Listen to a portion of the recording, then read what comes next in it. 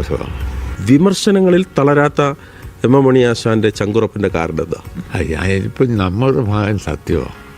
നമുക്ക് വേറെ കളവും ഒന്നുമില്ല പറയുന്നതിനകത്ത്. പറയുന്നത് സത്യസന്ധമായാണ് പറയുന്നത്. ആ പറയുന്നത് വന്നാൽ പിന്നെ അതിൻ്റെ എന്തോ വരുമ്പോഴേ വന്നാലും അത് നേരിടുക ചെയ്യുന്നത്. അതിനുള്ള ആത്മവിശ്വാസമുണ്ട്.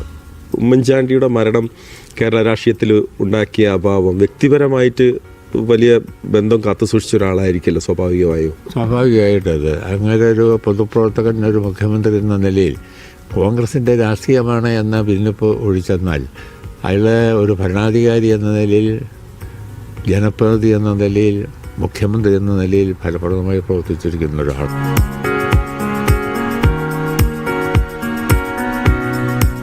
നമ്മൾ ഈ തദ്ദേശ തെരഞ്ഞെടുപ്പ് കഴിഞ്ഞാൽ നേരെ നിയമസഭാ തെരഞ്ഞെടുപ്പിലേക്ക് പോവുകയാണ്. സ്വാഭാവികമായും LDF 3.0 അല്ലെ പിണറായി മൂന്നാം വട്ടം അല്ലെങ്കിൽ LDF മൂന്നാം വട്ടം എന്നുള്ള ഒരു ലക്ഷ്യത്തിലാണല്ലോ LDF ഉള്ളത്.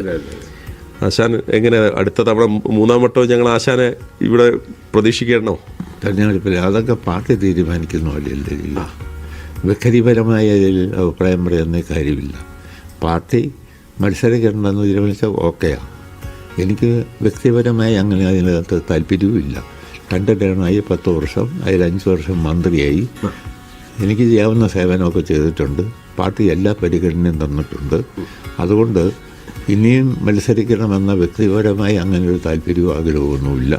പിന്നെ പാർട്ടി എന്താണോ പറയുന്നത് അതിനനുസരിച്ച് അനുസരിക്കില്ല. ആശാനെ, ഈ രാഹുൽ മാങ്കൂട്ടത്തിൻ്റെ വിഷയം അത് ഏതെങ്കിലും തരത്തിൽ ജനങ്ങൾക്കൊന്ന് മാറ്റി വീണ്ടും LDFന് വോട്ട് കുത്താം എന്നുള്ള രീതിയിലേക്ക് ഈ രാഹുലിൻ്റെ വിഷയം, മാങ്കൂട്ടത്തിൻ്റെ കേസ് എന്ന് പറയുന്നത്, കേസ് ഇപ്പോൾ ഇതുവരെ വന്നിരിക്കുന്ന വസ്തുത വെച്ച് അങ്ങേയറ്റത്തെ അപമാനകരമാണെന്നാണ് കരുതുന്നത്.